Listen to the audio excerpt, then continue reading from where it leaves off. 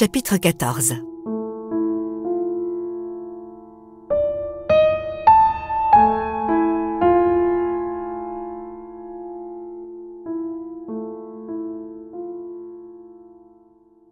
Alex tournait comme un lion en cage. L'équipe de Didi était réunie dans le séjour. Les techniciens de scène de crime étaient arrivés. Ils examinaient leurs portes d'entrée, relevaient les empreintes, mettaient sous scellé les différents présents laissés par le tueur. Des agents en tenue avaient passé le quartier au peigne fin.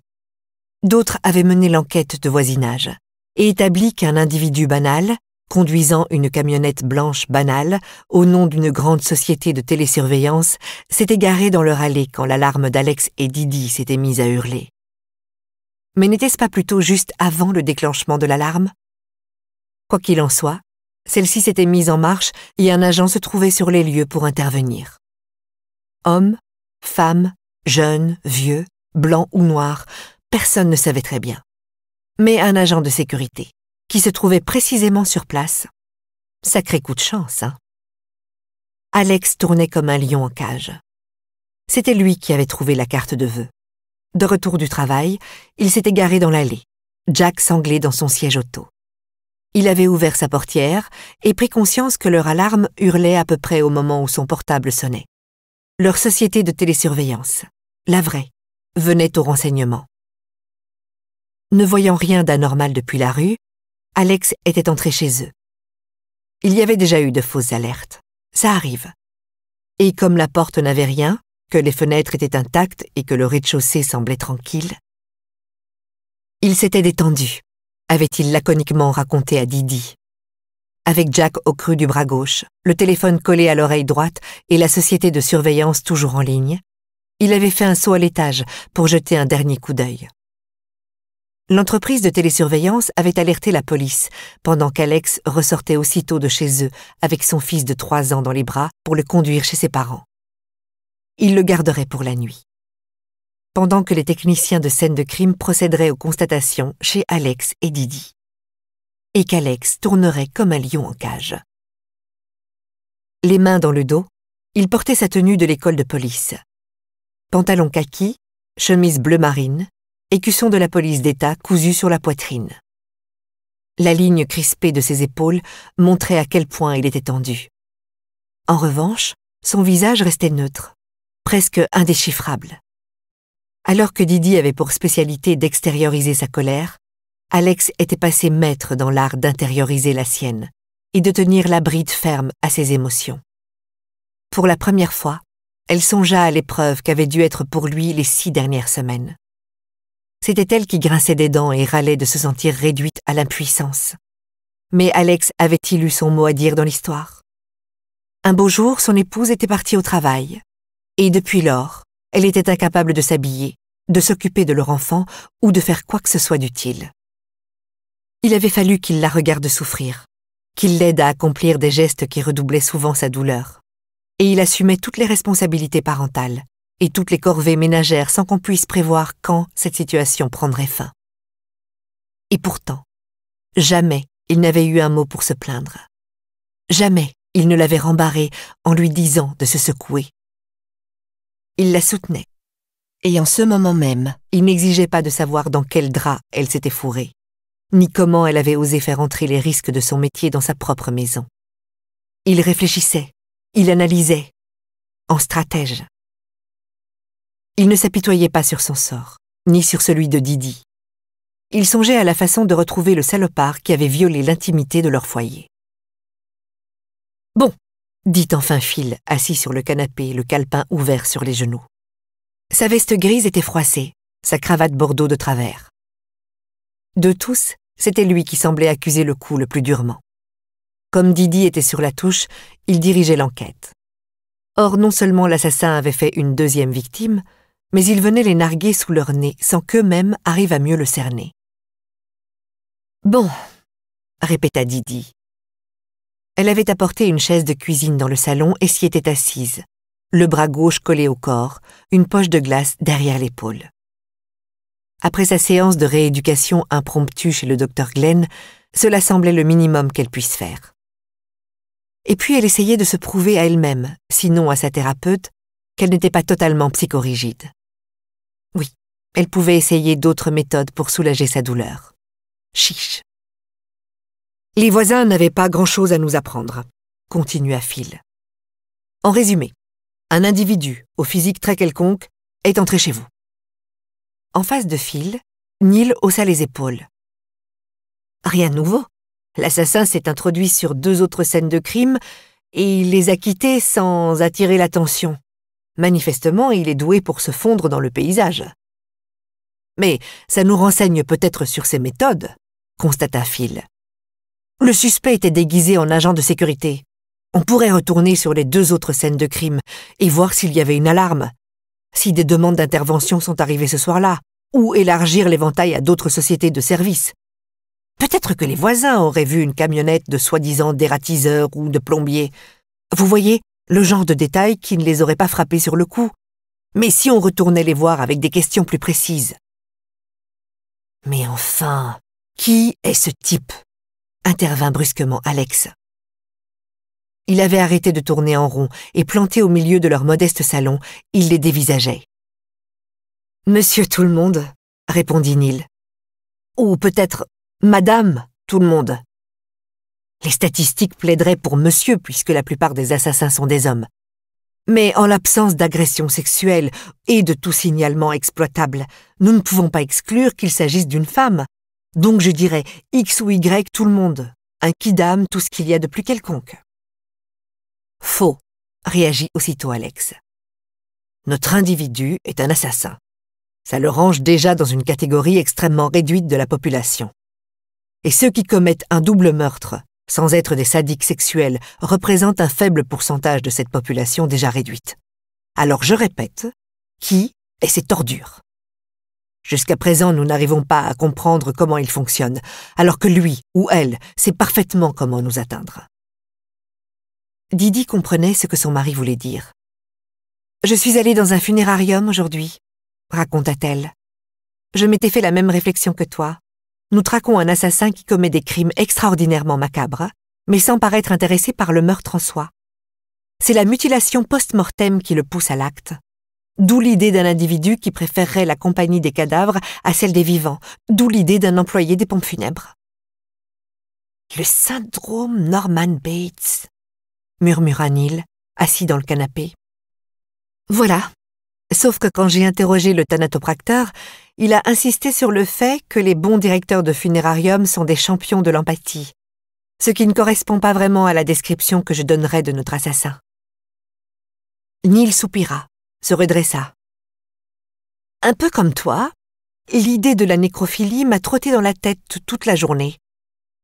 Inquiétant pour un type qui passe sa vie à la morgue. » railla Didi. Neil se renfrogna. Il n'était pas d'humeur. Voilà ce qui se passe. D'un côté, notre assassin paraît plus à l'aise avec ses victimes après leur décès. Mais d'un autre, il ou elle n'est pas attiré par elles de cette façon. Pas d'agression sexuelle. Par définition, ce n'est donc pas un nécrophile. Pour mémoire d'ailleurs, ça n'aurait pas exclu que notre criminel soit une femme. Je suis tombée par hasard sur 5 ou 6 cas de femmes nécrophiles, histoire de rendre mes recherches bien dégueu. Il y a aussi un certain nombre de femmes thanatopracteurs, ajouta Didi. Je dis ça comme ça. Donc, on en revient à la question d'Alex, continua Neil. Nous avons 2 cadavres et toujours aucune idée du mobile des meurtres. S'il ne s'agit ni de crimes sadiques, ni de crimes passionnels, ni d'une vengeance, de quoi s'agit-il ? J'ai peut-être la réponse à cette question, répondit Didi. Étant donné l'absence de torture et de mauvais traitements, je crois qu'on peut affirmer à coup sûr que notre assassin n'agit pas par goût du sang. En réalité, je crois que ça ne l'intéresse pas tant que ça de tuer. Il ou elle obéit peut-être à une pulsion, disons au désir viscéral d'enrichir une collection privée totalement unique et personnelle. « Quel genre de collection ?» demanda Phil. « Des échantillons de peau humaine. » Le silence tomba dans la pièce. Puis Neil fit la grimace. « Ed Gein, le retour ?» Tout le monde alors fit la grimace. Ed Gein était un tueur en série célèbre pour s'être confectionné un abat-jour en peau humaine. Tout à l'heure, reprit Didi, quand j'essayais d'imaginer notre individu, je voyais un type solitaire, chétif, inhibé. Si on considère le modus operandi, surprendre ses victimes dans leur sommeil, les droguer aussitôt et les tuer de manière expéditive, ça me donne l'impression que le principal objectif de notre assassin n'est pas de décharger sa fureur sur une victime expiatoire, ni de satisfaire des désirs sexuels pervers, mais de prélever des lanières de chair avec un soin maniaque. En théorie, ça signifierait que nous cherchons un meurtrier sociopathe et animé du besoin fétichiste de collectionner de la peau humaine. Ça vous paraît cohérent? Tout le monde approuva. Didi continua. Sauf qu'il y a un problème. 2 en fait. D'abord mon épaule. Je vous présente Melvin, dit-elle en montrant son épaule gauche à son équipe. Et ensuite, ce qu'on a trouvé là-haut. Prenons le premier problème, et supposons un instant que notre assassin soit un homme. Comment un fétichiste asocial aurait-il eu les couilles de revenir sur la première scène de crime? De passer sous le ruban, ce qui avait toutes les chances d'attirer l'attention sur lui, voire de mener tout droit à son arrestation. Et ensuite, d'affronter l'enquêtrice pour la pousser dans les escaliers. Je ne sais plus comment, mais ça me reviendra. Plutôt osé pour un type qui ne s'en prend qu'à des femmes endormies. Alex fit la moue. Lentement, Phil et Neil hochèrent la tête. Même chose pour la petite mise en scène à l'étage. D'un seul coup, monsieur l'asocial pénètre par effraction chez une flic, en plein jour. Il se déguise et camoufle son véhicule pour se faire passer pour un vigile, entre dans la maison en sifflotant et dépose sa carte de visite sur ma table de nuit. Voyons, pour mettre sur pied un plan aussi élaboré et venir nous faire la nique comme ça? De mauvaise humeur, et mal à l'aise, elle eut un petit mouvement qui fit bouger son épaule et sa poche de glace contre le dossier dur de la chaise. Je dirais que l'individu qui cherche ce genre d'affrontement direct, ou de provocation pure et simple, n'est pas le même que celui qui se contente de surprendre des femmes dans leur sommeil. Alors je me demandais, surtout vu l'absence d'agression sexuelle et de signalement précis, si notre tueur ne serait pas une femme, une collectionneuse de peau. Et ce fut plus fort qu'elle. Elle songea immédiatement à Shanadé. Une femme s'attaquant à d'autres femmes jouerait davantage d'égal à égal, lui accorda Phil. Dans ce cas, on n'aurait pas affaire à une meurtrière inhibée et souffrant d'une faible estime d'elle-même, mais à une criminelle prête à tout pour assouvir ses pulsions. Il ne serait même pas si étonnant qu'une telle personnalité prenne l'enquêtrice pour cible. Qu'elle joue au chat et à la souris, surtout si elle te considère comme un obstacle entre elle et son désir le plus cher, à savoir enrichir sa collection. Sauf que la carte de vœux lui souhaite un prompt rétablissement, fit remarquer Alex. Si la présence de Didi était une menace pour notre assassin, pourquoi l'encourager à guérir au plus vite? Et l'assassin est peut-être un homme, intervint Neil. N'allons pas trop vite en besogne. Il faisait noir dans la maison, dit Phil d'un seul coup. Puis il rougit, et Didi comprit de quelle maison il parlait. Celle de la première scène de crime, celle où elle avait fait un plongeon dans les escaliers. Phil faisait partie de l'équipe d'enquêteurs qui l'avait découverte. Quand nous sommes arrivés, reprit-il avec embarras, les lumières étaient éteintes, il n'y avait pas un bruit. Nous n'imaginions pas qu'il pouvait y avoir quelqu'un, même pas toi. Il lança un regard à Didi. Peut-être que le tueur non plus ne savait pas que tu étais là. Il ou elle a cru qu'il pouvait revenir sans danger, à tort en l'occurrence. J'ai surpris le tueur, dit Didi à mi-voix. Et il a riposté en te poussant dans les escaliers, continua Alex. Il a peut-être même pensé que tu étais morte. Sauf que rien n'a été publié dans la presse au sujet d'une enquêtrice retrouvée sans vie sur une scène de crime. Didi le regarda d'un air soucieux. Mais rien n'a été publié non plus au sujet d'une enquêtrice blessée, n'est-ce pas? Sur le fait que je suis invalide et que j'ai vraiment intérêt à me rétablir au plus vite. Ils se turent tous un instant. La conclusion coulait de source. Didi fut la première à la formuler. Le tueur a retrouvé ma trace. Il m'a surveillée. Il n'y a que de cette manière qu'il peut être au courant que je suis blessée. Non, dit Alex d'une voix ferme. Comment ça? Il s'est écoulé 6 ou 7 semaines depuis ta blessure. 6 ou 7 semaines sans nouvelles, jusqu'à aujourd'hui. Rappelle-moi, qu'est-ce qui a changé ces dernières 24 heures? Où es-tu allé? Alors elle comprit. Le deuxième meurtre, une nouvelle scène de crime. Sur laquelle tu t'es rendu, dit-il pour la provoquer. Sur laquelle je me suis rendue, reconnut-elle. Le tueur était là-bas, dit Phil, encore à l'affût, histoire de surveiller les opérations. C'est une nouvelle information inversée au dossier. Il se tourna vers Neil. Le mec ou la fille a l'habitude des pieds. Ça pourrait nous servir, c'est sûr. Neil hocha la tête, prit des notes. Mais si le tueur est un collectionneur, pourquoi revenir sur les lieux des crimes? Ce ne sont pas plutôt les sadiques sexuels qui cherchent à revivre l'excitation du moment? Il peut quand même y avoir un phénomène d'excitation, dit Didi. Seulement, c'est le prélèvement des échantillons qui le provoque. Les heures qui suivent la mort plutôt que le meurtre lui-même. Mais les mêmes règles restent valables. L'individu cherche à se souvenir, à revivre le frisson. C'est aussi ce qui donne son prix à la collection, les souvenirs qu'elle évoque. Alex la regardait d'un air sévère. Tu en fais partie maintenant. De ses fantasmes, de ses besoins, de ses pulsions. Peut-être que tu l'as surpris la première fois. Et peut-être qu'il ou elle a réagi sur un coup de tête en décidant de te pousser dans les escaliers. Mais ensuite, tu es revenu. Tu t'es repointé sur la deuxième scène de crime. Tu n'étais même pas en service, mais tu continuais la traque. Ça a déclenché quelque chose chez lui. C'est devenu une affaire personnelle. Et c'est toi, Didi, qui en a fait une affaire personnelle. Elle sentit dans ses paroles comme un parfum de reproche, léger, mais perceptible. Déjà qu'elle était blessée à cause de son travail, et voilà que ses réflexes d'enquêtrice avaient mis toute sa famille en danger. Sommes-nous même certains que l'intrus d'aujourd'hui soit le tueur? Murmura-t-elle, prenant ses désirs pour des réalités. Phil confirma ce qu'au fond elle savait déjà. Le champagne est de la même marque que sur les 2 autres scènes de crime, détail qui n'avait pas filtré dans la presse. On considérait ça comme une petite victoire d'avoir obtenu que les médias passent au moins cette information sous silence. Donc c'est bien le tueur qui est venu chez nous, résuma Didi, avec un coup d'œil à son mari.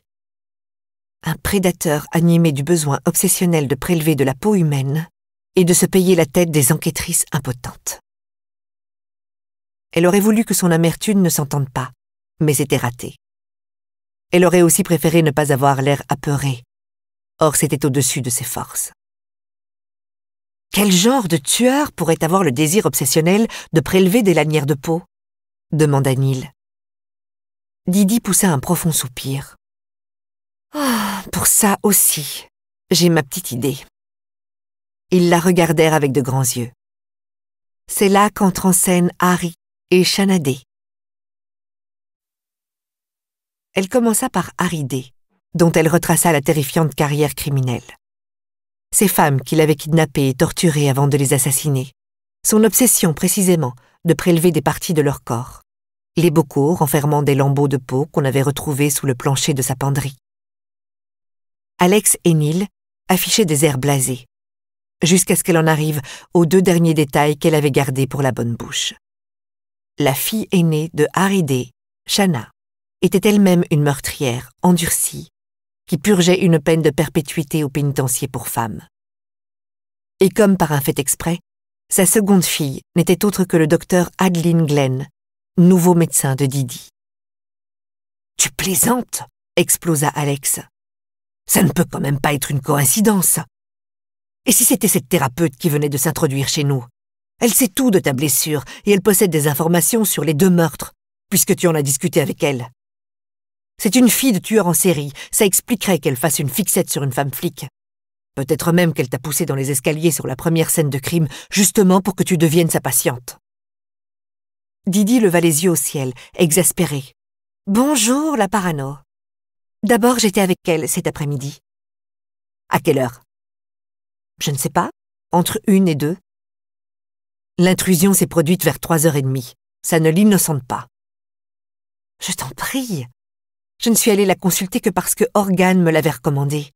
Et même comme ça, si ma chute n'avait entraîné qu'une blessure bénigne ou un autre type de lésion, je n'aurais pas eu besoin de faire appel à elle.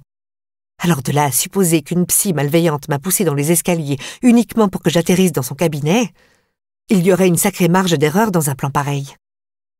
Mais elle t'a été recommandée par Organe, insista Alex. Traduction. Elle est connue des services. Ils ont déjà fait appel à elle. Et il n'était donc pas si improbable qu'un agent blessé se retrouve dans son cabinet. Didi lui jeta un regard noir. « Elle est psychiatre ou psychologue ?» demanda Phil. « Psychiatre. Donc elle est médecin, on est d'accord. Elle a été à la fac de médecine, elle a suivi tout le cursus, » continua-t-il, sous-entendant par là qu'elle savait manier le bistouri. Didi aurait voulu protester. Son nouveau médecin lui était sympathique. Adeline Glenn était intelligente, tenace, stimulante, mais aussi fascinante. Malgré son sang-froid, cette femme donnait une impression de solitude existentielle, d'isolement résigné. Didi aurait pensé que l'insensibilité à la douleur était la plus grande bénédiction qui soit, surtout par les temps qui courent.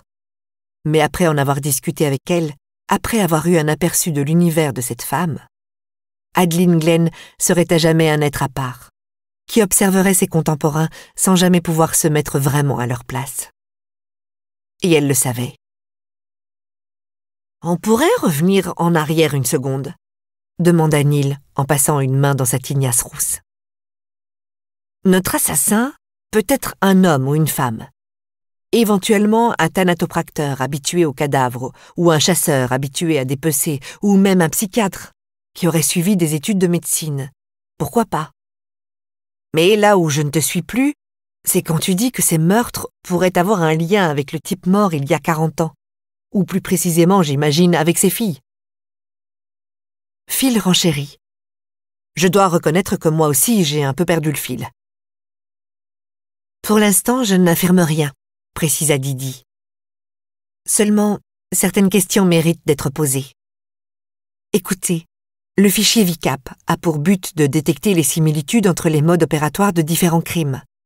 Or, d'après lui, notre assassin d'aujourd'hui a un frère jumeau, Harry D. Comme ce dernier est mort depuis des décennies, je pense qu'il n'y a pas trop de risque qu'il ait personnellement aidé notre assassin. Encore que, avec l'orgie d'informations qu'on vit aujourd'hui, avec les centaines voire les milliers de sites internet qui vouent un culte à différents tueurs en série, je me demande si notre assassin sociopathe ne serait pas tout bonnement un groupie. Il fait des recherches sur Harry D, lit des histoires de morceaux de chair conservés dans des bocaux, et vu comment ça se passe dans la cervelle dérangée des psychopathes, ça fait tilt. Et il se dit, voilà ce que je veux. Il s'est identifié à Harry D, commenta Alex. Du moins, il s'est reconnu en lui. Ce ne serait pas une première, fit observer Didi.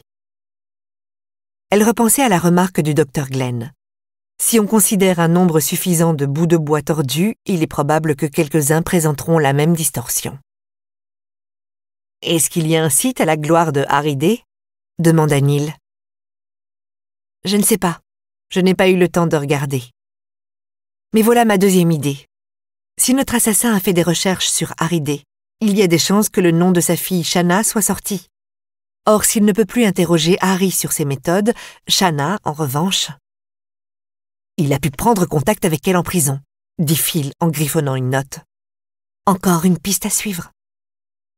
Et ton médecin, intervint Alex, le regard acéré. Est-ce qu'un des admirateurs de son père l'aurait contacté? Elle dit que non. En même temps, son nom de famille est Glenn, pas D. Donc il faudrait que l'assassin fasse des recherches plus approfondies pour découvrir le lien de parenté. D'ailleurs, si son moteur est le plaisir tout personnel de conserver de la peau, il n'a aucune raison de s'adresser à Adeline. Shanna est une meilleure source d'informations puisqu'elle est connue pour avoir charcuté sa première victime. Cela dit, le docteur Glenn affirme que sa sœur ne reçoit pas de visite et ne répond pas au courrier. Mais je ne sais pas non plus à quel point elle a creusé la question, ni à quel point sa sœur se confie à elle. « Il faut qu'on interroge Shanna, » dit Phil. « Le docteur Glenn serait prêt à nous aider, » indiqua Didi. « Et tu seras présente, bien entendu, » dit Alex en la regardant. Le ton n'était pas vraiment celui d'une question. « Si Organe le permet, j'aimerais bien. » « Pourquoi ? » « Parce que c'est mon métier. c'est ce que je fais de mieux. Et parce que je n'arrive pas à me rappeler ce qui s'est passé ce soir-là, si c'est un homme, une femme ou un extraterrestre qui m'a envoyé valser dans les escaliers. Maintenant, 2 femmes sont mortes. Et je suis toujours là, comme une abrutie pendant que l'assassin se promène chez nous en nous faisant des pieds de nez. Malgré elle, sa voix monta dans les aigus. Et si la prochaine fois, ce n'était pas du champagne, mais un trophée de scène de crime, qu'il ou elle ou je ne sais quoi laissait sur mon oreiller? Ou des lanières de peau en travers du lit? Ça va empirer, Alex. Quelle est la règle numéro 1 en matière de meurtre en série? Et ils vont crescendo. Exactement. Ils vont crescendo. Et regarde-moi. Regarde-moi cette connerie d'épaule. Regarde-moi notre maison. Il ne faut pas se mentir. On sait tous les deux qu'on ne va pas fermer l'œil de la nuit. Il s'agit de ma vie, de ma famille. Et je ne suis même pas capable de charger mon arme. Je ne peux rien faire et tout est de ma faute, putain! Sa voix se brisa d'un seul coup. Putain!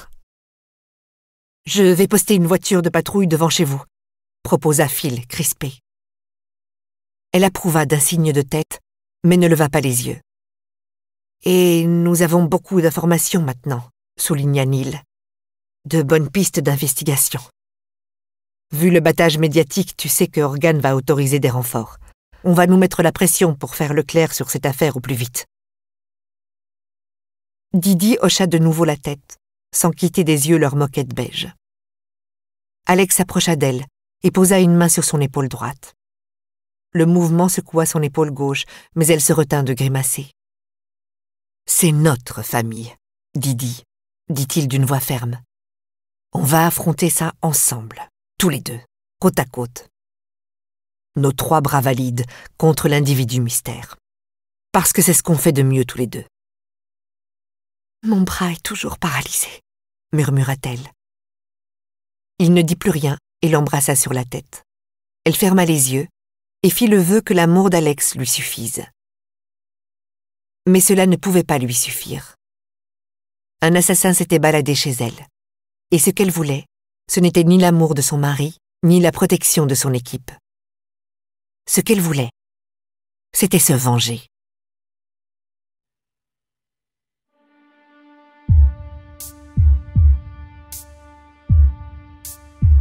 Chapitre 15.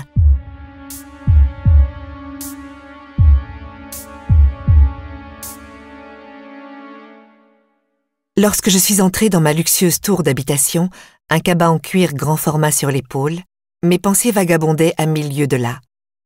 Je songeais à la dernière tentative de suicide de ma sœur et à ma conversation avec le commandant Warren au sujet de mon arbre généalogique peuplé d'assassins. Une famille, 2 tueurs, un triste héritage de mort et de destruction. Et j'entendais de nouveau la voix de mon père adoptif résonner dans ma tête.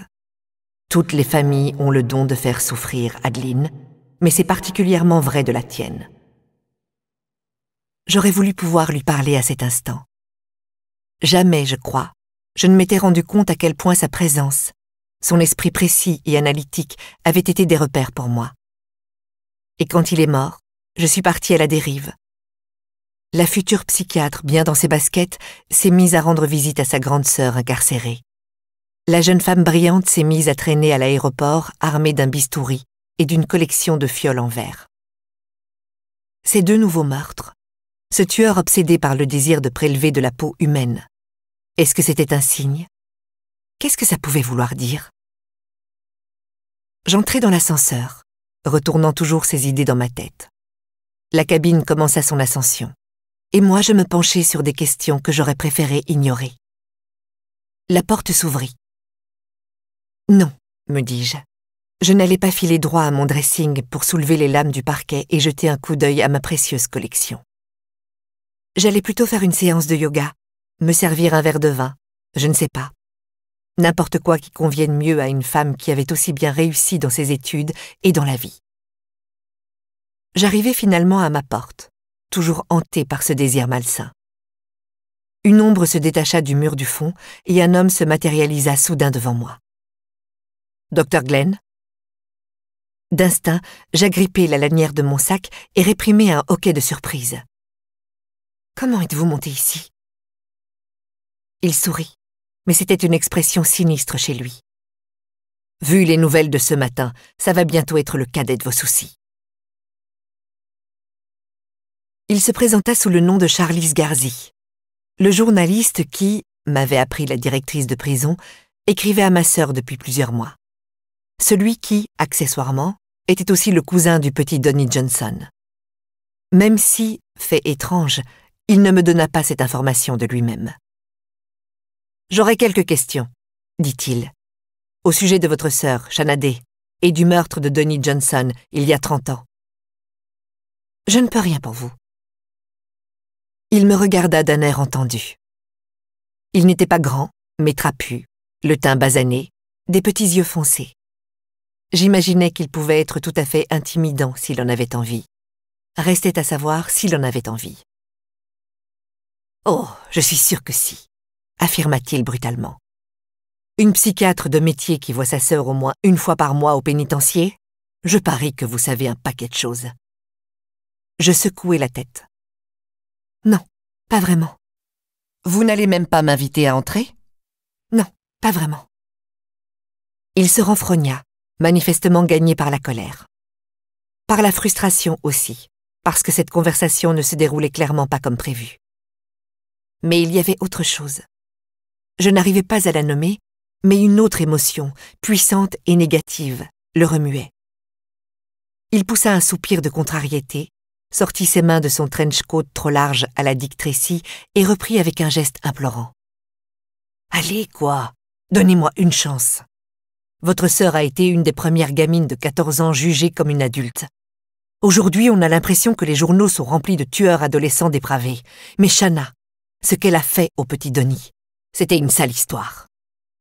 Et ne me dites pas que vous n'y pensez jamais, que le fait de la voir comme grande sœur n'a eu aucun retentissement dans votre vie. » Je ne dis rien, déplaçai simplement ma main sur mon sac.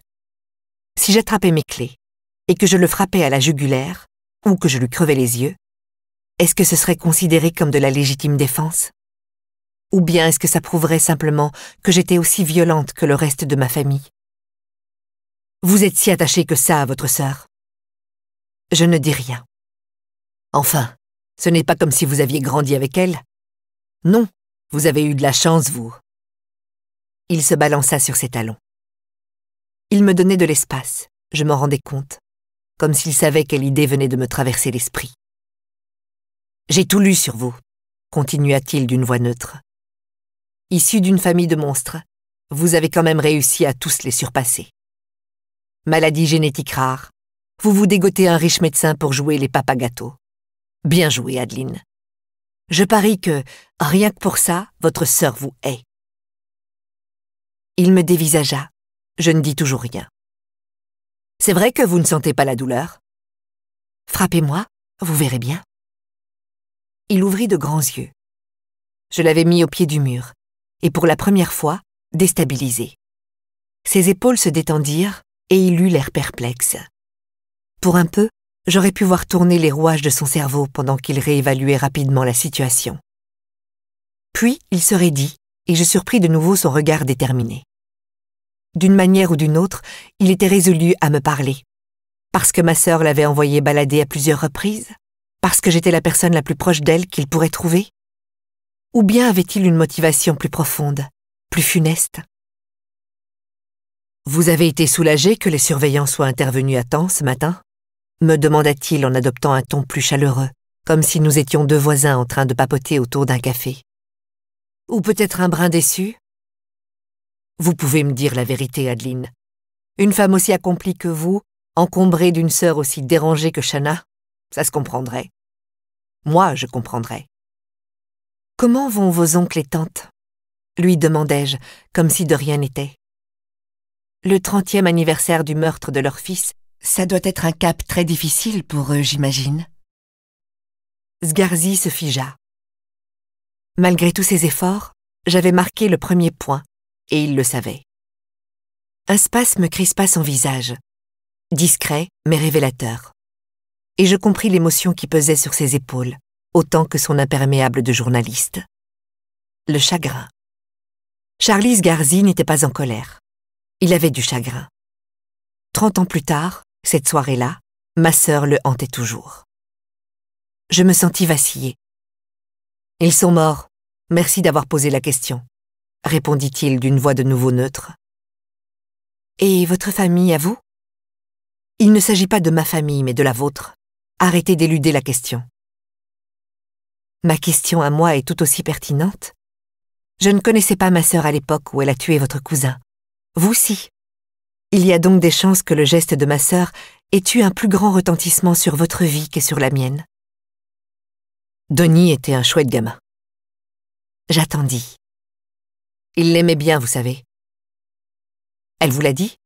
Est-ce qu'elle parle même de lui pendant vos séances? Je restai patiente. Charlie ne faisait que commencer. Certainement que... « J'ai découvert des lettres !» explosa-t-il. Et son visage s'anima brusquement. Colère, tristesse, incrédulité. Les étapes du deuil, dont l'empreinte était encore visible chez cet homme 30 ans après les faits.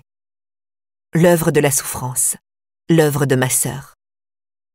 Une demi-douzaine de lettres planquées dans le tiroir du bas de la commode de mon oncle. Et vous savez ce que c'est? Des lettres d'amour. De votre sœur à mon cousin. Il avait 12 ans. C'était un petit gosse solitaire, sans un ami au monde. Et voilà que cette fille débarque. Elle est plus âgée, elle est délurée. Elle lui dit qu'il a un super vélo et qu'il pourrait peut-être se voir un jour. Évidemment qu'il l'a retrouvé au pied du lilas. Elle ne s'est pas contentée de l'assassiner. Elle l'a attiré dans un piège mortel. Le sang est une preuve d'amour, murmurai-je. Mais Sgarzi n'était plus d'humeur à écouter. Il s'était écarté du mur d'une poussée de la main et il tournait en rond, avec nervosité. Ma tante ne s'en est jamais remise. Elle a passé les 10 années suivantes à picoler. Et ma mère n'a rien pu faire pour l'empêcher de se tuer à petit feu. C'est un mensonge, ce qu'on raconte aux familles des victimes, comme quoi ça va s'arranger. Que le temps guérit les blessures. Tu parles. 30 ans. 30 ans. Et il y a 6 mois, mon oncle a pris son arme de service pour se tirer une balle. Votre sœur n'a pas seulement tué mon cousin, elle a détruit toute ma famille. Et il se trouve que j'ai quelques questions. Vous croyez que vous pourriez avoir l'obligeance de me répondre? Pourquoi? Pourquoi? Il me regardait, le visage figé de stupeur. Pourquoi? 30 ans ont passé, monsieur Sgarzi. Rien de ce que je pourrais vous dire ne changera ce qui est arrivé à votre famille. Merci bien. Je sais que mon cousin est mort. Je sais que mon oncle et ma tante ont disparu, et que ma mère est devenue une recluse qui ne veut même pas se faire livrer une pizza parce qu'on ne sait jamais avec les coursiers. Je veux qu'on m'ouvre la porte, d'accord? Je veux une interview exclusive avec une des plus célèbres meurtrières du Massachusetts. Après ce que Shanna a fait à mon cousin, lui trancher l'oreille, lui tailler les bras, je crois que je mérite au moins un contrat d'édition avec une avance à 7 chiffres. Et là, peut-être qu'on pourra s'estimer quitte. Malgré moi, j'étais surprise. Vous voulez faire du fric sur le meurtre de votre cousin? Non, je veux financer l'aide à domicile de ma mère. Elle est en train de crever d'un cancer, encore un cadeau de la vie, et elle refuse de quitter la maison que mon père a construite pour elle. Je suis blogueur, je ne gagne pas les sommes dont ma mère aurait besoin. Mais avec un contrat pour un livre, un portrait intime de votre sœur, le récit de ce qu'elle a infligé à ma famille. Il y a de la demande pour les thrillers inspirés de faits réels. Surtout quand ils sont enrichis d'une touche personnelle, qu'ils ont été écrits, disons, par le cousin de la victime, et qu'on y ajoute un entretien exclusif avec une meurtrière aussi célèbre que Shanna Day. J'ai testé mon idée dans les milieux éditoriaux et j'ai eu de bons retours. Il suffirait, disons, d'1 demi-heure avec votre sœur, en tête-à-tête, et ma mère pourrait finir ses jours confortablement. Mon cousin était un chouette gamin. Ça ne le dérangerait pas d'aider sa tante. Alors, quelle est votre excuse? Monsieur Sgarzi, vous partez du principe que ma sœur m'écoute, qu'après avoir ignoré vos demandes écrites insistantes, Shanna changera miraculeusement d'avis sous prétexte que je le décide. Pour dire les choses brutalement, notre relation ne fonctionne pas comme ça. Charlie retrouva le même regard. Résolution implacable et détermination sans faille. Ce n'était pas seulement qu'il avait du chagrin, compris-je alors. Avec la détérioration de l'état de la santé de sa mère, il était à cran. « Manipulez-la », dit-il. J'ouvris des yeux ronds. « Vous m'avez bien entendu. Vous êtes sa sœur, autant que sa psychiatre. Arrêtez d'essayer de m'entuber et manipuler Shanna pour qu'elle fasse ce que vous voulez. Comme vous l'avez fait en la harcelant avec vos lettres, vous voulez dire? Avec quel résultat? Rappelez-moi. Hé, j'ai besoin de cet entretien. Ma mère le mérite. Alors vous allez vous arranger pour que ça se fasse. Oui ou non? Monsieur Sgarzi, interrogez-la sur le tueur à la rose. J'eus le souffle coupé pour la 2e fois de la journée. Pardon? Parfaitement. Cette nouvelle série de meurtres. Ce taré qui se promène dans la nature en faisant collection de chair humaine. Vous n'allez pas me dire que ça ne vous rappelle pas votre cher papa. Je n'ouvris pas la bouche, redoutant ce qui aurait pu m'échapper. Je me demande bien comment il s'y prend, continua Sgarzi sur un ton moqueur. Lui qui connaît la meilleure technique pour inciser le torse de la femme sur toute la longueur, la manière de prélever chaque précieuse lanière de peau, et ensuite la façon de les conserver pour que ses souvenirs ne meurent jamais. On dirait vraiment qu'il dispose d'informations de première main. Vous croyez que ma sœur, incarcérée depuis 30 ans, a trempé dans ces meurtres? Demandai-je brusquement. Je crois que votre sœur vous mène en bateau depuis des années. Après toutes ces heures de parloir, vous n'avez toujours pas posé les bonnes questions. Vous en êtes encore à attendre qu'elle se dévoile d'elle-même. De quoi avez-vous peur, Adeline? Vous êtes insensible à la douleur. Qu'avez-vous à craindre? Je ne sais pas ce que vous... La voix de Sgarzi baissa d'un ton. Arrêtez de prendre des gants. Dites-lui franco qu'il est temps de coopérer. Elle en sait davantage que vous ne le croyez. D'où tenez-vous ça? Je ne me suis pas contentée d'écrire à Shanna. J'ai contacté plusieurs de ses codétenus, dont 2 qui sont sortis de tôle. Et elles ont des révélations à faire sur Shanna, sur les informations qu'elle possède, sans qu'on sache comment. Elle a des relations. Elle a un complice, un ami, je ne sais pas encore. Mais elle ne reste pas les bras croisés à moisir dans sa cellule, comme vous semblez le croire. Les années ont passé, mais elle est toujours aux affaires. Prouvez-le. Vous voulez des preuves? Renseignez-vous sur ce qu'elle a fait à ces 2 surveillants. Ce qu'elle a fait précisément et comment elle s'y est prise. Vous croyez que vous ne pouvez pas souffrir, Adeline. Eh bien, je pense que votre sœur est sur le point de démontrer le contraire. Furieux, Charlie Sgarzi reprit le couloir vers les ascenseurs. Je restai cloué sur place. Regardez la flèche vers le bas s'allumer avec un bruit de sonnette, les portes s'écarter, avaler le journaliste et l'emporter. Mes mains tremblaient encore lorsque je fis glisser mon sac le long de mon bras et chercher mes clés. Juste un journaliste, cherchai-je à me rassurer.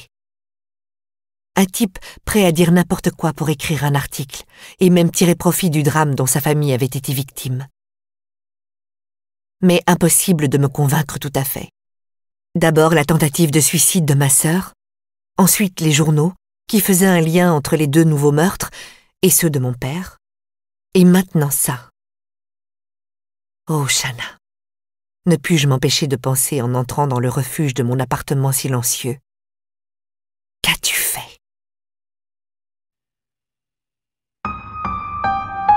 Chapitre 16.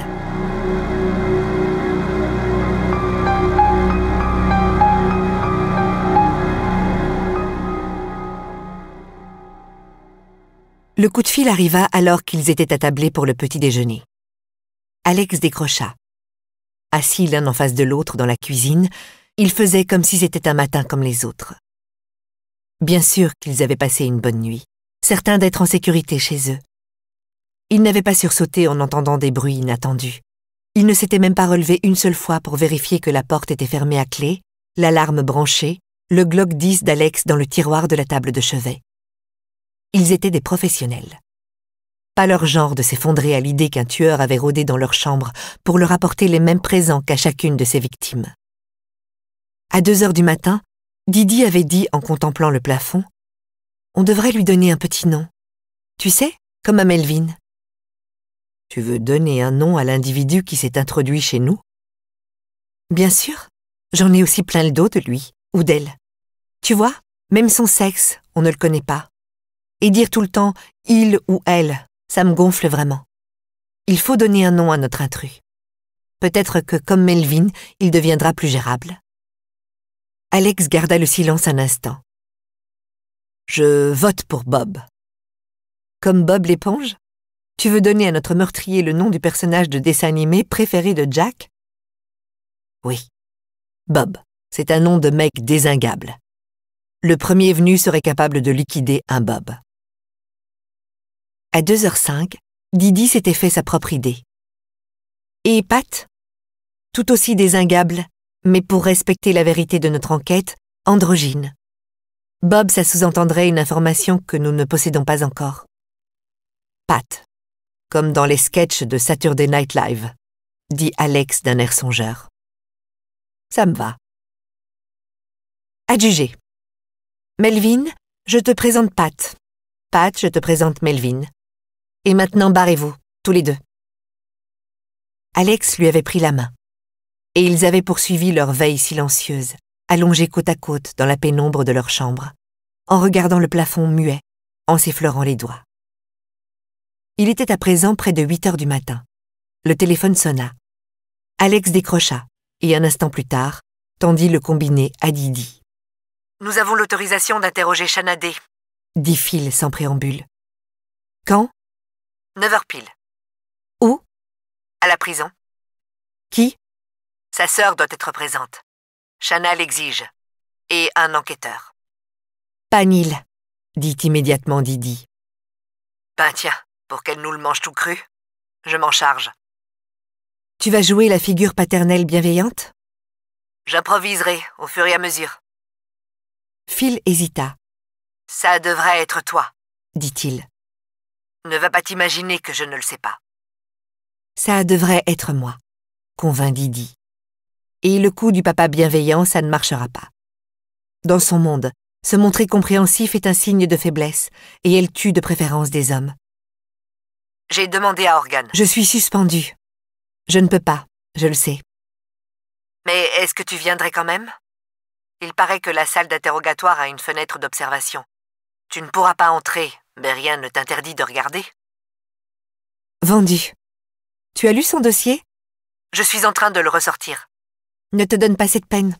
J'ai passé une bonne partie de la nuit à me renseigner sur elle et sur ce cher Harry D. Crois-moi, il n'y a qu'une seule chose dont tu doives te souvenir. À savoir ? Que le sang est une preuve d'amour. Et en tant que figure paternelle, tu vas devoir lui prouver que tu l'aimes vraiment beaucoup.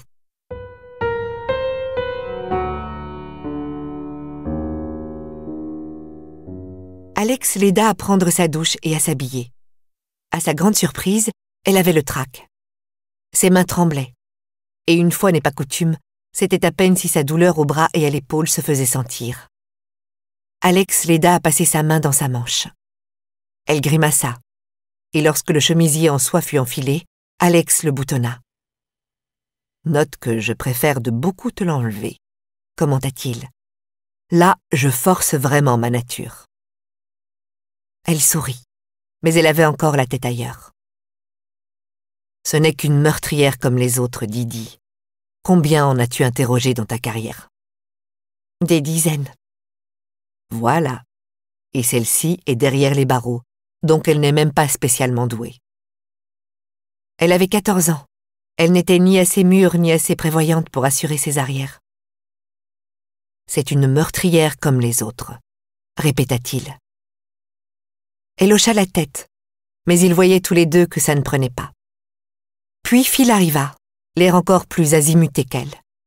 Et Alex secoua la tête. « C'est vous, les enquêteurs », leur rappela-t-il. « Vous êtes plus intelligents, plus expérimentés et incontestablement plus compétents.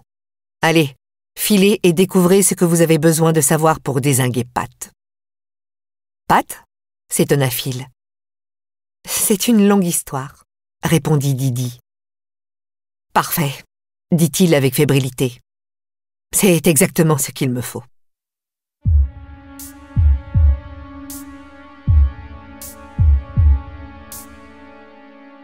Adeline les attendait dans le hall de la prison. Elle portait une tenue professionnelle, pantalon marron foncé, pull en cachemire bleu. Plus psychiatre bien établi que sœur aimante, remarqua Didi. Se cuirassait-elle pour une conversation qui promettait d'être des plus intéressantes?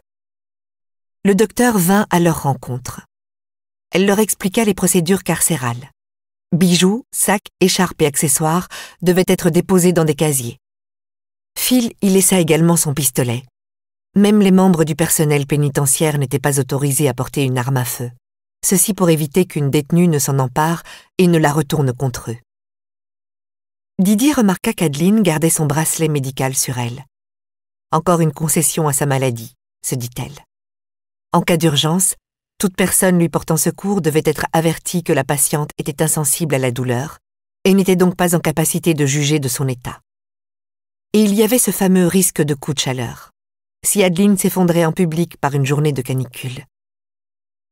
Didi se demanda combien de fois par jour on l'interrogeait sur ce bracelet et sur sa signification. Et si Adeline répondait volontiers et honnêtement à ces questions.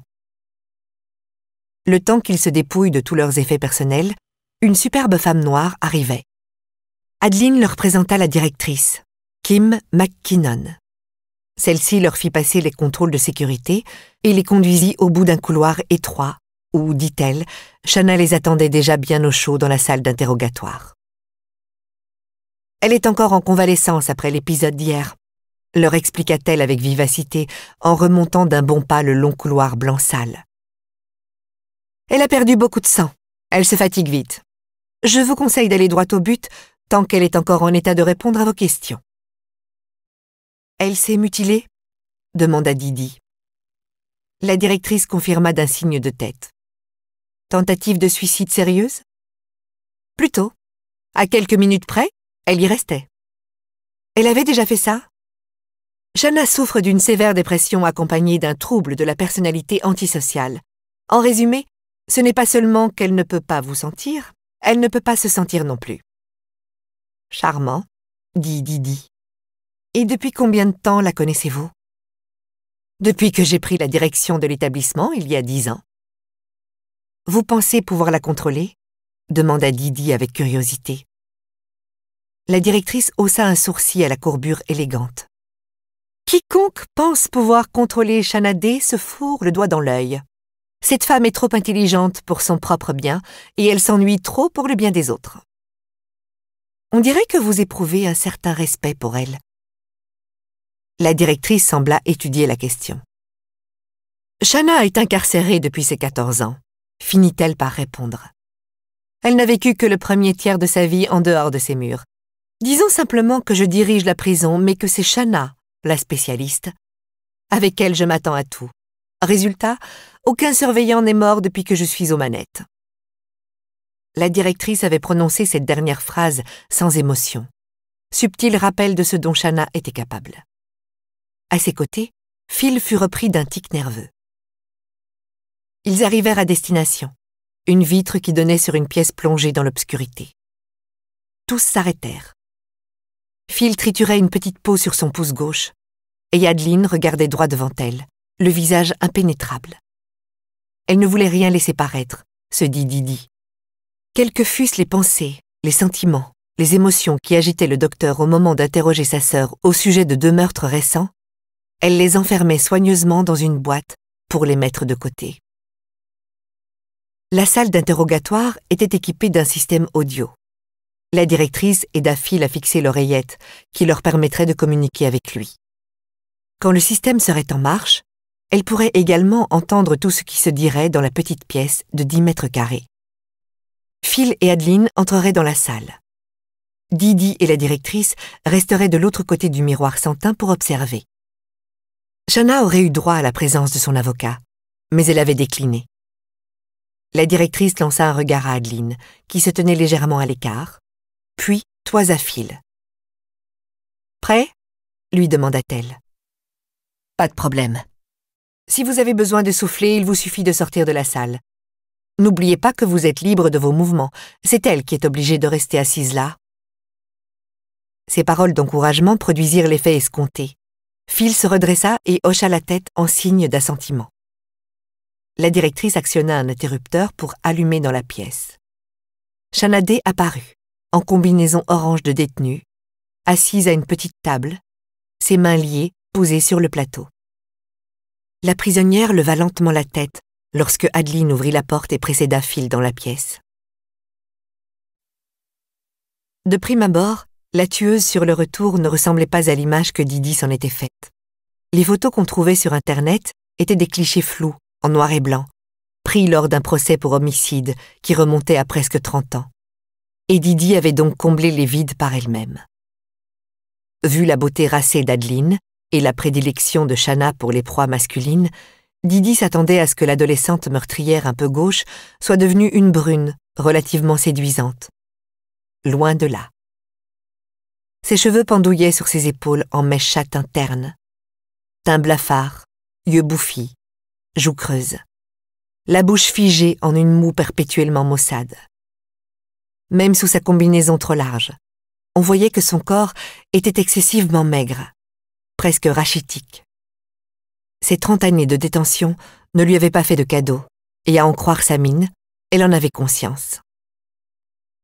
Lorsqu'Adeline et Phil entrèrent, elle ne les regarda pas, mais resta les yeux tournés vers la vitre d'observation, comme si elle savait que Didi et la directrice se trouvaient derrière. Puis elle sourit.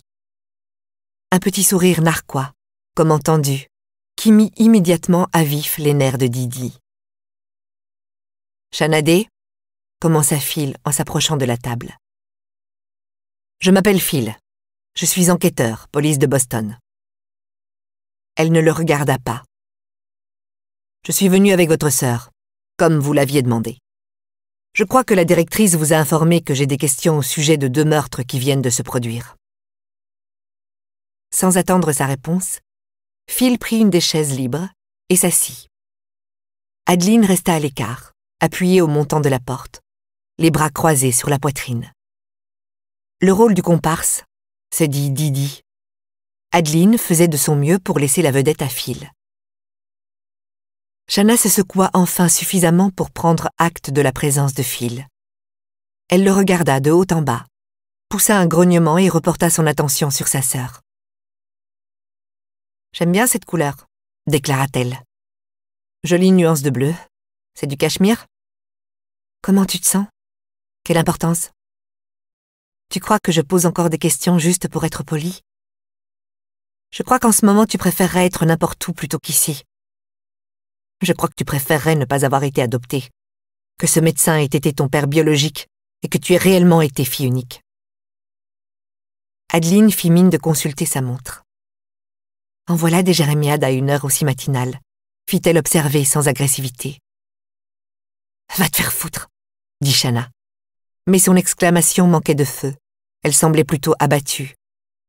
La dépression, se dit Didi. Elle n'y avait pas pensé jusque-là, mais il était logique que Shanna soit démoralisée. Presque toutes les colères prennent leur source dans le dégoût de soi. Adeline finit par se déplacer. Elle s'écarta de la porte et s'approcha calmement de la table, passa derrière Phil, pour tirer la 2e chaise et s'asseoir. La manœuvre obligea Shanna à se tourner vers ses 2 interlocuteurs et pour la première fois, à réellement regarder Phil. Il garda le silence, affichant une patience à toute épreuve. Didi approuva, obliger l'adversaire à sortir du bois, à faire tout le travail. « Ça fait combien de temps que vous êtes dans la police ?» demanda d'un seul coup Shanna. « 20 ans. Pourquoi ? C'est un boulot sympa. » Vous aimez la violence ? Non.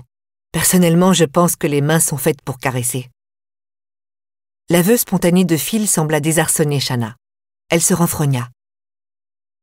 Vous avez lu mon dossier ? Vous savez ce que j'ai fait ? Oui. Vous pensez que je suis coupable ? Oui. Ça prouve au moins que vous n'êtes pas un imbécile.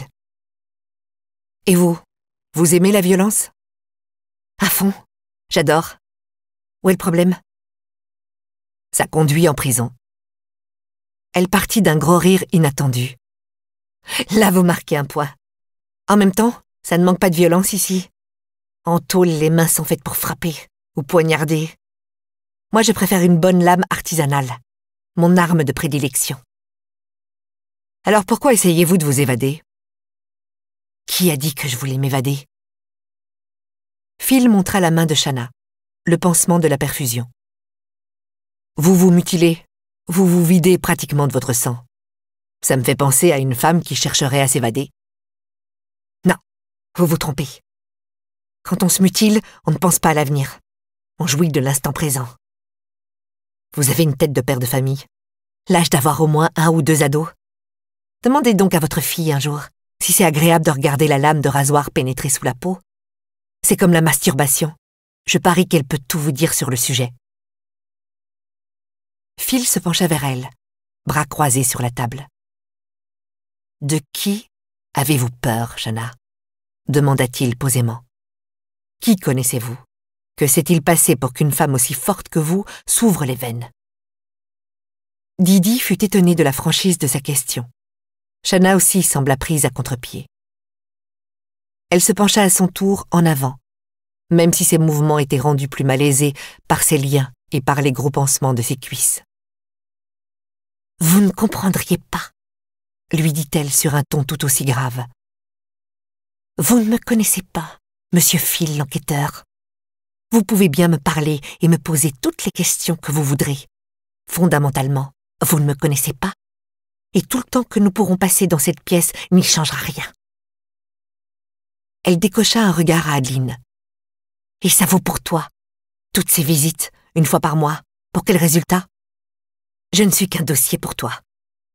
Tu ne me vois pas comme une sœur, même pas comme une personne.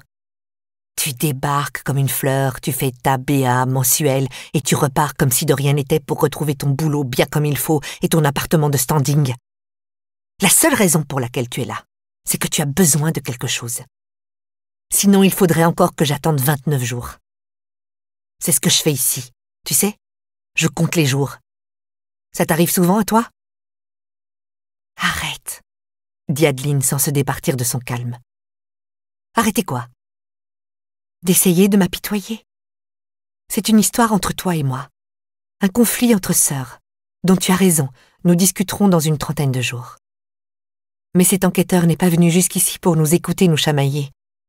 Il ne s'agit pas d'une visite personnelle, Shanna. C'est professionnel. Shanna eut un sourire en coin. Parce que vous attendez quelque chose de moi. Ça se résume à ça.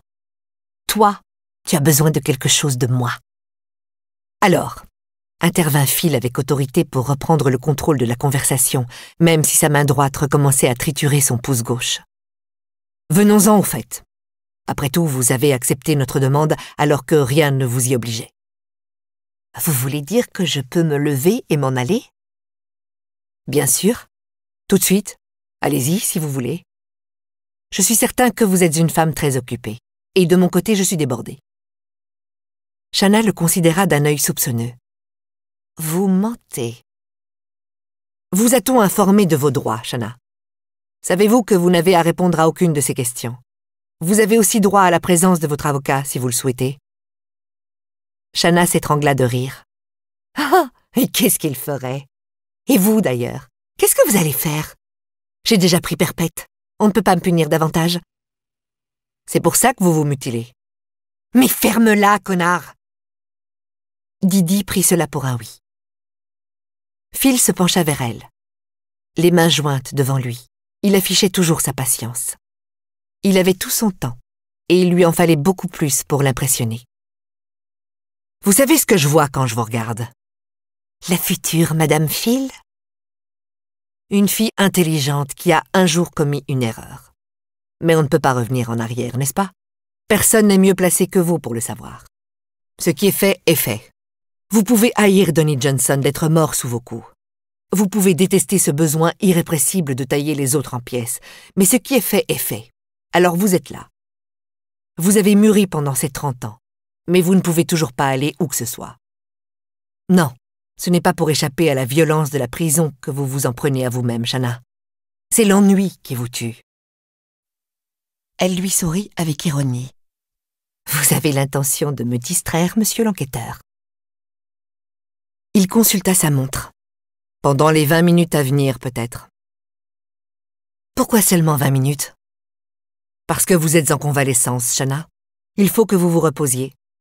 Je ne veux pas vous en empêcher. Shanna cligna des yeux, perplexe devant la douceur de son ton. Phil ne lui laissa pas le temps de reprendre ses appuis. Parlez-moi de votre père. Pardon? Votre père. Il paraît que vous étiez très proches. Non. D'un seul coup, le visage de Shanna se ferma. Elle se renfonça dans son siège. Je refuse. De quoi? C'est pour elle, hein? Elle montra Adeline avec ses mains liées. Papa, papa, papa, parle-moi de papa. C'est toujours elle qui veut qu'on parle de lui. Parce qu'elle ne s'en souvient pas. Parce qu'elle n'était qu'un bébé. Je ne me souviens pas de lui, en effet, reconnut tranquillement Adeline en jetant pour la première fois un coup d'œil du côté de Phil. Je n'étais qu'un nourrisson. Les rares choses que je sais viennent de ce que Shanna m'a raconté. Shanna ne cachait pas sa jubilation. Phil l'ignora et se concentra sur Adeline. La peau autour de son pouce saignait à force d'être grattée, mais il n'avait pas l'air de s'en apercevoir. « Mais vous avez fait des recherches sur votre père, non ?» demanda-t-il à Adeline. « Oui. » Est-ce qu'il avait des amis intimes, un cercle de connaissances? Adeline fit la moue, sembla réfléchir à la question. « Je pourrais vérifier ça. J'ai les rapports de police de l'époque. »« Quoi ?» sursauta Shanna. « Les rapports de police ?» reprit Adeline sans même un regard à sa sœur. « Dans le dossier de Harry. Je les ai tous. Je pourrais vous en faire des copies, enquêteur, si c'est plus rapide pour vous que d'y accéder par les voies officielles. »« Ce serait formidable. »« Hé !» protesta Shanna. « Vous voudriez d'autres informations ?» continua Adeline sans quitter Phil des yeux. Puis soudain, « Oh mince, qu'est-ce qui vous arrive ?» Elle attrapa le pouce sanglant de Phil et le leva. « Oh, juste une petite peau, il ne faut jamais... » La voix de Phil s'éteignit lorsqu'Adeline posa son index sur la plaie et appuya. Il regarda le doigt pâle de la psychiatre avec une fascination intense. Enfin, elle le retira lentement, examina la plaie, puis le bout de son ongle soigneusement manucuré. « Oh zut !» murmura Adeline. « J'ai du sang sur le doigt. » Regardant sa sœur dans les yeux, elle brandit son index, l'approcha lentement de ses propres lèvres. Le résultat explosif ne se fit pas attendre. « Non, non, non, non, c'est à moi !» Shanna se leva. La chaise valsa en arrière. Les liens tremblaient autour de ses poignets. « Certainement pas !» répliqua aussitôt Adeline à voix basse. Exit la psychiatre professionnelle. Cette femme farouche, aux cheveux foncés, aux yeux foncés, était apparemment décidée à pousser sa sœur à bout. « Je l'ai mérité. J'ai aidé Phil. C'est à moi. »« Salope !»« Tu n'as rien fait. Tu restes là avec ton petit sourire en coin en essayant de nous faire croire que tu sais tout. Je parie que tu ne te souviens même pas de notre père. Tu n'étais qu'une gamine en réalité. Pourquoi crois-tu que je te pose toutes ces questions? Parce que je sais que tu mens, que tu inventes tout. Tu peux toujours nous raconter que tu te souviens de Harry. Mais moi j'ai les dossiers. Je connais la vérité, Shanna, depuis toujours. 153 déclara d'un seul coup Shanna, le regard rivé sur le doigt ensanglanté d'Adeline, toujours levé entre elles. Phil avait légèrement reculé sa chaise, les mains à plat sur la table, comme s'il se préparait à se battre ou à fuir. Il ne savait pas encore très bien. 153 quoi? Demanda Adeline. Devine, toi qui es si maligne. Non, ce n'est pas de moi qu'il s'agit. Il s'agit de toi, Shanna, qui te révèle enfin. 30 ans que tu dépéris entre ces murs. Phil disait vrai tout à l'heure. Tu es intelligente, pleine de ressources. Tu pourrais être quelqu'un, Shanna, même derrière des barreaux. Tu pourrais faire avancer une enquête criminelle, accomplir une bonne action. Peut-être qu'à ce moment-là, je ne viendrai plus te voir par pitié. Je pourrais te regarder comme ma sœur. « Je connais papa !» cracha Shanna. « Toi, non !»« Prouve-le !» Les deux sœurs s'affrontaient du regard. Phil déglutit lentement. « Tu veux que je me rende utile ?» demanda brusquement Shanna. « Ça pourrait te faire un changement, à ce qu'il me semble. »« Parfait !» dit Shanna en souriant. « Demain matin, je vais me rendre utile. Je vais être la personne la plus utile que tu connaisses. En fait, je vais être tellement utile que tu signeras mon bon de sortie de prison et que tu me ramèneras chez toi. » Ça m'étonnerait. Oh que si! Et même que monsieur l'enquêteur, dit Shanna en désignant Phil de ses mains entravées, sera d'accord. Et comme je serai ta sœur et non un dossier, tu m'inviteras chez toi, Adeline. Tu me laisseras même dormir dans ton lit pendant 48 heures. Elle appuya ses dires d'un hochement de tête. Voilà ce que mon utilité va coûter. 48 heures à porter tes vêtements, à me doucher dans ta salle de bain, à vivre dans ta tour de luxe. Ce sera le prix à payer. Non. Shanna souffla. 153. Shanna, commença Phil. Chut, lui dit-elle tout bas. Vous n'avez rien à voir là-dedans, monsieur l'enquêteur. Silence maintenant. C'est entre ma sœur et moi. Ça a toujours été entre elle et moi, un vieux compte à régler. Qu'est-ce que ça signifie, 153 demanda Adeline. Shanna sourit de nouveau. Mais cette expression dénuée d'émotion ne parvenait pas à dissimuler la lueur froide et calculatrice de ses yeux marrons. Elle leur avait joué la comédie, comprit Didi. Ses démonstrations belliqueuses, en leur décrivant crûment ses automutilations. Même son flirt maladroit avec Phil. Ce n'étaient pas de vraies émotions, simplement des masques dont elle changeait comme d'autres changent de chemise. Voilà qui était la vraie Shanna Day. Une tueuse au cœur de marbre, dont le regard s'attardait avec tendresse sur le doigt ensanglanté de sa sœur. 153, murmura Shanna. C'est la preuve que je me souviens vraiment de papa, et que je l'aime, que je l'ai toujours aimé. Maintenant rentre chez toi, sœurette, lis tes dossiers, parle avec tes petits copains de la police, et ensuite ferme ta porte à double tour. Ce n'est pas parce que tu ne sens pas la douleur que tu ne souffriras pas quand l'assassin viendra te chercher.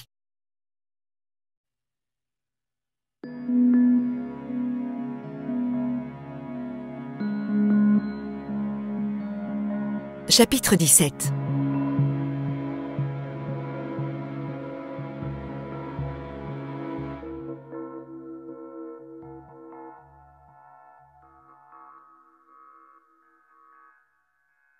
En ressortant de la salle d'interrogatoire, je luttais pour conserver mon sang-froid.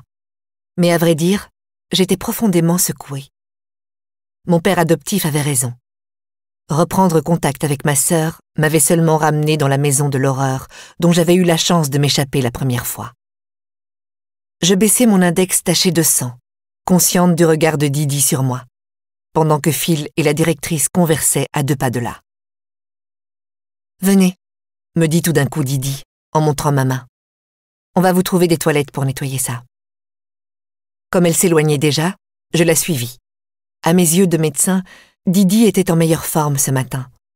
Usage efficace de techniques éprouvées contre la douleur, ou simple effet de l'adrénaline chez une enquêtrice de nouveau lancée sur la piste d'un tueur. Alors que l'entrevue avec ma sœur m'avait lessivée, Didi semblait grisée. « Vous l'avez manipulée, dit-elle. Après avoir joué la clinicienne tout en froideur, vous êtes d'un seul coup passé à l'attaque. Vous avez minimisé l'intérêt de ses souvenirs, vous lui avez volé la vedette, bref, vous avez agi comme une sœur. Et ensuite, cette scène où vous lui agitez votre doigt plein de sang sous le nez, un trait de génie. » Je ne répondis rien, mais resserrai mon poing autour de mon index rougi. Le problème, quand je parlais avec Shanna, n'était jamais son obsession de la violence. C'était la manière dont ses pulsions entraient en résonance avec les miennes. Un affrontement de fauves, un affrontement de sœurs, au terme duquel j'avais réellement eu envie de porter mes doigts à mes lèvres, de prendre une petite lichée délicate. Nous étions arrivés devant des toilettes mixtes, équipées d'une porte vitrée qui annulait toute possibilité d'intimité pour le détenu, ou pour le visiteur. Je fréquentais la prison depuis suffisamment longtemps pour en connaître les installations. Je me contentais de me laver les mains. Point final. Didi m'attendait dans le couloir. « Vous croyez qu'elle sait réellement quelque chose ?» me demanda-t-elle à la sortie. « Sur l'existence d'un lien entre les crimes de votre père et ses nouveaux meurtres ?» J'hésitai. « Vous connaissez Charles Garzi, le journaliste ?» L'enquêtrice fit signe que non. « C'est le cousin de Donnie Johnson, le gamin assassiné par Shanna. » Expliquai-je alors que nous retournions vers Phil et la directrice. Cela fait 3 mois qu'il écrit à Shanna pour obtenir une interview en vue d'un livre sur le meurtre de son cousin. Étant donné le mal que Shanna a fait à sa famille, il estime qu'elle lui doit bien ça. Je vois. Comme Shanna n'a jamais répondu à ses lettres, il s'est pointé chez moi hier soir pour plaider sa cause en personne. Il prétend aussi avoir interrogé des détenus qui ont purgé une partie de leur peine avec Shanna. D'après lui, elles affirment qu'elle sait des choses qu'elle ne devrait pas savoir, comme si elle avait gardé des contacts à l'extérieur et qu'elle pouvait tirer les ficelles depuis sa cellule. Comme un baron de la pègre, s'étonna Didi. Peut-être. Le hic, c'est qu'elle ne se lie pas avec ses codétenus, n'entretient pas de correspondance et ne reçoit personne pendant ses heures de parloir. Je suis sa seule visite, 1 fois par mois. À part ça, elle passe 23 heures par jour à l'isolement. Je ne vois pas comment elle aurait su ou pu se construire le réseau social nécessaire pour nouer des contacts avec l'extérieur. Cela dit, je ne terminais pas ma phrase. Cela dit, c'est vrai qu'elle sait des choses. Des petites choses anodines, disons, la couleur du nouveau pull que je viens d'acheter. Des détails un peu inquiétants mais sans importance, et assez faciles à expliquer. Peut-être que je lui avais parlé de l'achat de ce pull et que ça m'est sorti de l'esprit. Cependant, ce type de remarque s'est multiplié chez elle ces derniers temps. Depuis quelques mois, chaque fois que je viens la voir, ma sœur détient sur moi une information sans que je me l'explique. Vous pensez qu'elle vous surveille? Ou plus précisément qu'elle vous fait surveiller? Je ne sais plus quoi penser. 153, rappela Didi. Je secouai la tête. J'ignore ce que ça signifie. Rien dans ce chiffre ne vous évoque Haridé? Non, il va falloir que je relise les dossiers. Ce serait super. Dieu sait que Phil ne racontait pas que des cracks quand il disait qu'il faut remplir des tonnes de paperasse et s'armer de patience pour exhumer de vieux dossiers des archives de la police. Il nous faudra bien 6 semaines pour obtenir ces informations, et encore, si on a de la chance. Donc ça nous rendrait grand service si vous pouviez déjà jeter un coup d'œil. Aussitôt que je serai chez moi. Parfait. En attendant, allons discuter avec la directrice. Si quelqu'un sait comment votre sœur peut être en contact avec l'extérieur, c'est bien elle.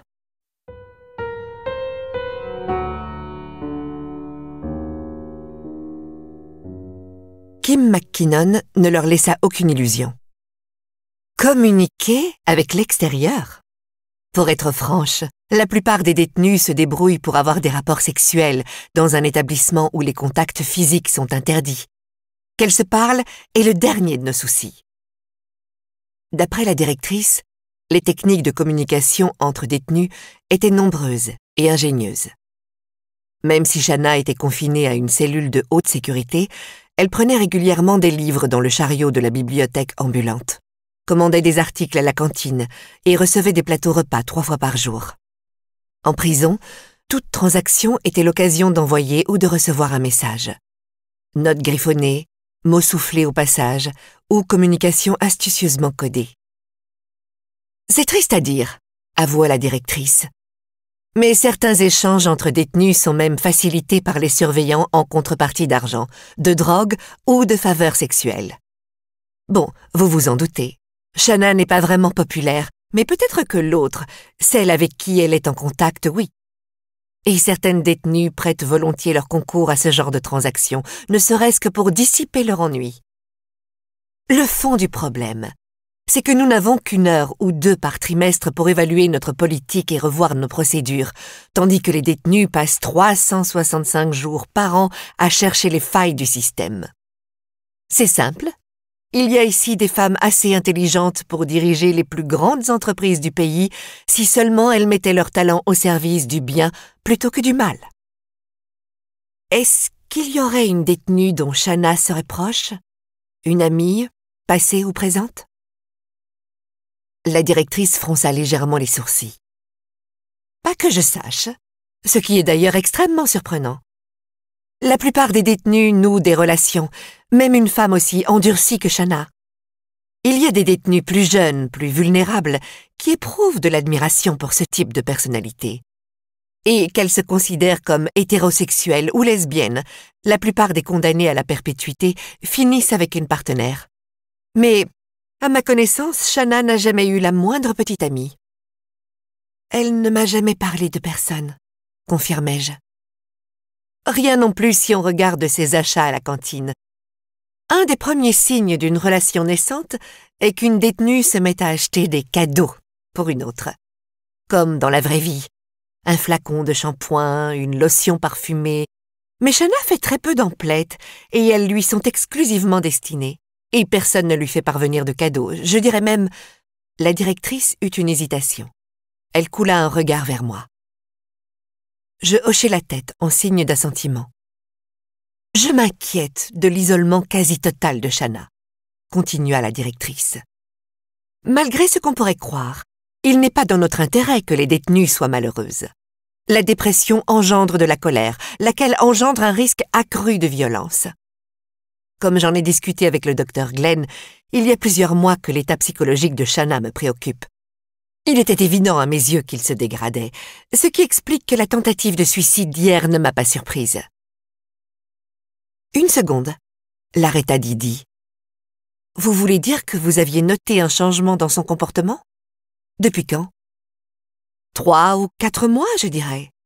Je pensais que ça avait un rapport avec l'anniversaire de son premier meurtre qui approchait, mais je n'ai aucune certitude. Shanna aurait droit à un suivi psychiatrique, mais elle a refusé toutes les propositions. « Qui s'occupe de son dossier ?» demanda Phil. Je levai la main. « C'est moi. Je suis psychiatre, en plus d'être une des rares personnes à qui Shanna accepte de parler. Même si ce n'est pas tout à fait orthodoxe de prendre en charge un proche, Shanna et moi n'avons pas vraiment une relation classique. Nous n'avons même pas vécu comme une famille pendant la majeure partie de notre vie. Mais elle vous appelle sœurette, souligna Didi. Seulement quand elle me cherche. Comportement habituel entre sœurs. Et comportement habituel chez une patiente hostile à l'idée de changement, dis-je en regardant Didi d'un air entendu. Vraiment, vous seriez étonné de voir ce que peuvent faire ou dire mes patients pour résister à ma thérapie. Didi me décocha un grand sourire, où l'on ne décelait pas le moindre repentir.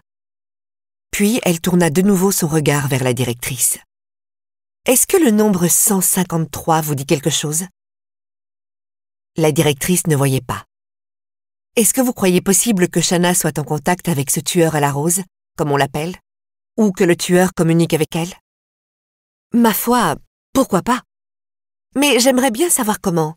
L'idée qu'un tueur en activité communique avec une meurtrière incarcérée ne m'aiderait pas à passer de bonnes nuits. »« Je peux dire quelque chose ?» 3 paires d'yeux se tournèrent vers moi. Ce n'est peut-être pas le moment de s'inquiéter du comment, mais plutôt du pourquoi. Shanna a commis un crime abominable, mais c'était il y a près de 30 ans.